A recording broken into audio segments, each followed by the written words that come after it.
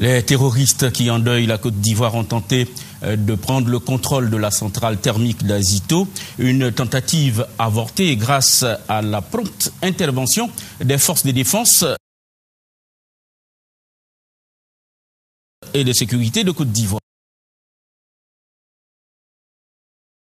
Ange Gosset.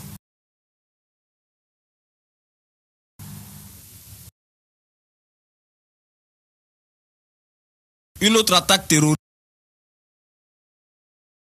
contre la Côte d'Ivoire. La centrale thermique d'Azito, un tiers de la production d'énergie du pays, a été la cible des ennemis de la Côte d'Ivoire.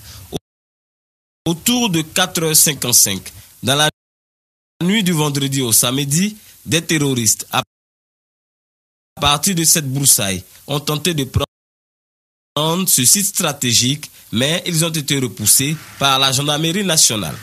Azito reste sous le contrôle des forces de défense et de sécurité de Côte d'Ivoire. C'est un outil intact et en pleine production que le ministre des Mines et de l'Énergie et le général de corps d'armée, le commandant supérieur de la gendarmerie, ont visité ce samedi. Et fort heureusement, les échanges de tirs qu'il y a eu, il n'y a pas eu d'impact donc au niveau dégradation, je dirais, matériel au niveau de la centrale.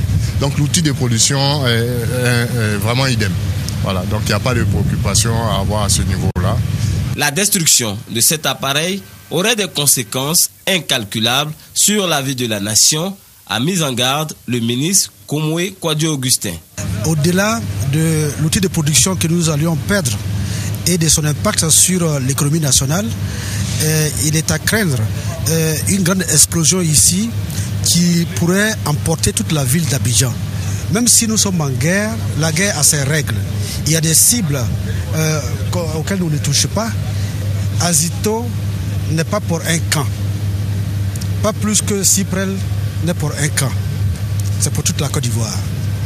Bas la terre. Bas la terre. Préservons nos outils de production. Après la guerre, nous aurons besoin de ça pour nous développer. Après la guerre, nous aurons besoin de ça pour produire.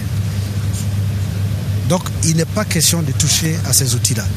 Au cours du débriefing avec le staff de la centrale thermique d'Azito, le commandant supérieur de la gendarmerie a lancé cet appel. Ça là, il faut l'enlever de la politique. C'est la survie des Ivoiriens et de tous ceux qui vivent en Côte d'Ivoire. Cette autre attaque d'édifices sensibles de la Côte d'Ivoire est la énième preuve du complot terroriste contre la Côte d'Ivoire. Complot international orchestré par le camp Ouattara, l'ONUCI et le régime français. La France, qui pour cette fin est prête à mettre en péril les investissements d'opérateurs économiques de l'Hexagone.